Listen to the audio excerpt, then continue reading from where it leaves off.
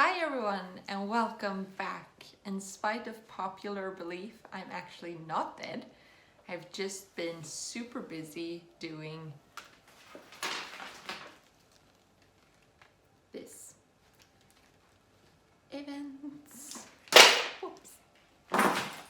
So, today I'm gonna go through some of the comic books I've been reading. I'm also gonna jump in and do a haul.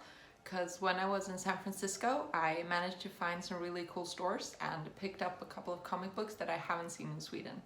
So looking forward to that.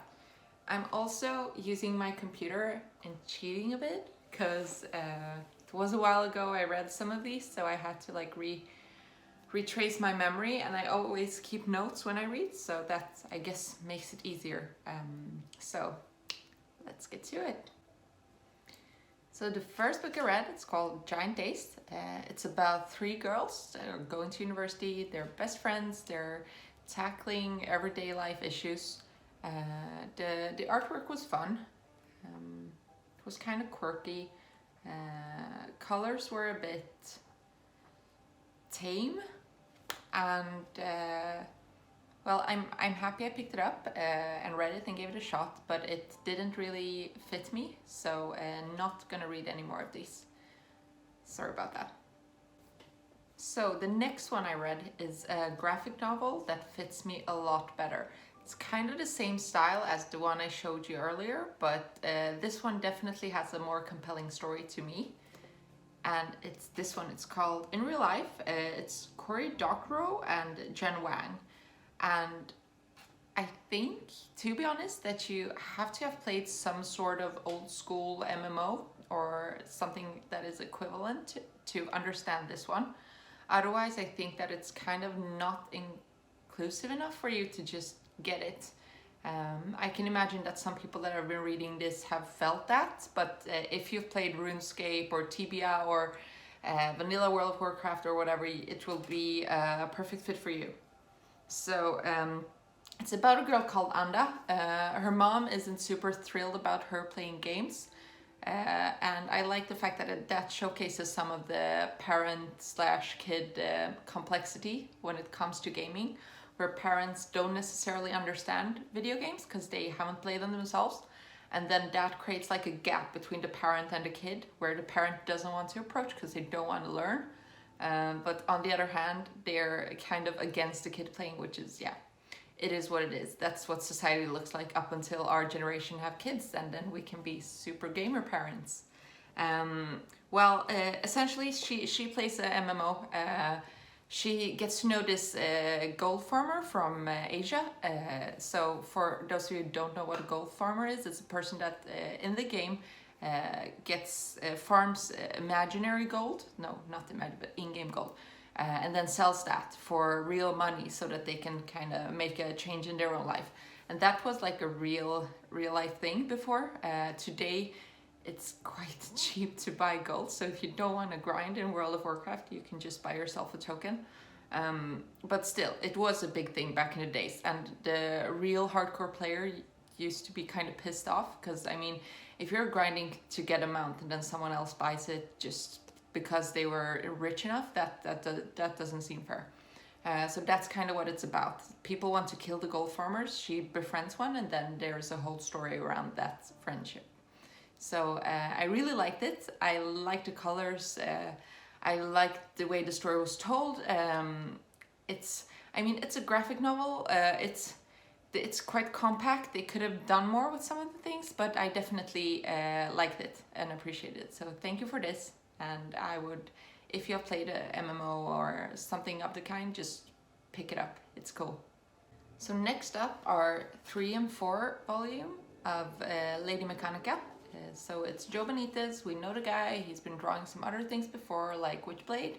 I love his style. I wasn't into steampunk before. I didn't really like the whole women wearing corsets, body dysmorphic thing, but I don't know, I kind of started appreciate it. I even forgot the fact that Wild Wild West was released and it was like the suckiest movie of the 20th century.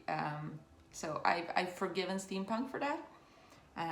So this takes place in the Victorian era. I already told you some about it, but well, these two are quite interesting. One of them is like Oliver Twist with a twist, like boys that get lost, etc., etc. Children that are mechanic monsters. One thing that I always do think about when reading this is, how is it always night there? The style is very dark, so you assume that almost every day is not a day. But it's, yeah, I like the series. I'm gonna keep buying them. I like his style of drawing. I like her as a character. It's just well done. I mean, even the way that they draw the sections, that sometimes another section cuts in the middle of two sections, and it's quite dynamic. I know, it's just cool. I like it. I appreciate this one. So this is definitely one of my top ones for yeah, for a while now. I really like it. So as I mentioned, I got the second volume of The Witchblade Rebirth. Again, great graphics. Really like what they've done with Sarah. One thing I react to though is how little cop she is. Like, she's 90% Witchblade and 10% a detective, and that they could have done something with, because I feel like that's one of the parts I really like about her, the fact that she actually is a cop, she has a job, and she handles that while also handling the whole Witchblade thing. In this version, she meets the Perversion of Despair, which is one of the 13 artifacts. If you don't know about that, read up. It's just gonna take too long. And she is like a weird Jesus hipster lady kind of person. I don't know. They got stuck on that somehow. And also, for some reason, fairies are selling magic to get tech into the world,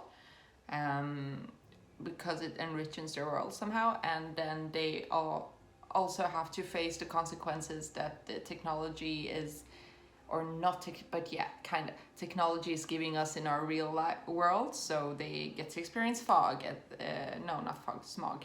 God, I'm so bad at English today. And things like that. So very compelling story, a bit all over the place in a way, but I still do like the way that the characters are made in this. Specifically for this one, I like the little aggressive douchebag gnome called Mulrani. He's super weird and he hates shadow elves. So I'm getting the other ones, of course. I really like this one, so pick it up. So what did I think about the Maestros? I'm not sure. It was interesting, to say the least. Graphics again, I'm a sucker for graphics, and Steve Scorsese, who's drawn this, is really good at drawing characters and giving them life. There is specifically one character that is super funny that looks like he looks like E.T. but like with a flower head. Yeah, I don't know. Where did you even get that from? But that was fun. It's kind of like you take the Wizard of Oz, cross it with Harry Potter, and then give everyone mushrooms, and yeah, that's basically how I would describe this. It's kind of weird. So it's about Willie, who has to take over because the entire family is slaughtered Romanov style. So they bring him back from Earth. He has to be a maestro. He in his regular life, he's called Willie, and he's a Viagra salesman, or like a special sort of Viagra. And he's, yeah, it ridicules magic to a point where it becomes kind of obnoxious almost, but it's quite funny. I don't know. I have mixed feelings about this one. There were elements that I really liked, and elements where I was like, was that necessary? It's kind of cringy at times, but definitely worth reading. Don't expect it to change your life. And now for the moment we've all been waiting for, the comic books and graphic novels that I picked up during GDC this year. The first one is called Bebop and Rocksteady Destroy Everything. I couldn't not buy it. I mean, it's turtles. I haven't seen this anywhere actually. Haven't even seen it online. The style of it is quite weird. I'll show you. But in a good way. So look forward to reading this one. Actually going home to Malmo over the Easter holidays, so probably gonna give it a chance then. Also picked up Clean Room. Don't know what got me hooked actually. I just saw it. It's a Vertigo comic. I just saw it in the shelf and I picked it up. Don't even know what it's about, to be honest. I just looked at the cover. It's one of those, oh look, the cover looks cool. Open it for 2 seconds. Oh, the artwork looks cool as well. I'm just gonna bring it home type of things. Now, as I've probably mentioned before as well, in Sweden we kind of have to wait for comic books to be released for a while. We don't get everything when we're supposed to. So sometimes I have to buy things through in-stock trades, but then I have to pay the toll and then everything's super expensive. Which is why I was super happy to see that they had both of the, I think it's the 3rd and 4th volumes of Faith. As you could tell from previous videos, I like her, I really like her, and I'm looking forward to reading these ASAP. Finally, for hyper nerds like myself, I got the Dark Knight's Metal. Nothing fancy about this per se, but it was signed by Scott Snyder, so that makes it kind of super cool. I'm gonna read it, of course, but then I'm gonna put it away. I just saw it and I had to have it. It was one of those deals where you're like, don't really have any more room in my bags, but I'm gonna make it work for this Scott Snyder copy. So that was everything for today. Sorry about the very long video. I hope to have at least given you a few new things to read, and let me know if you have any other tips for me, because I really appreciate when someone can tell me that this is a solid comic book that I can go and pick up. Thank you guys and have a great evening.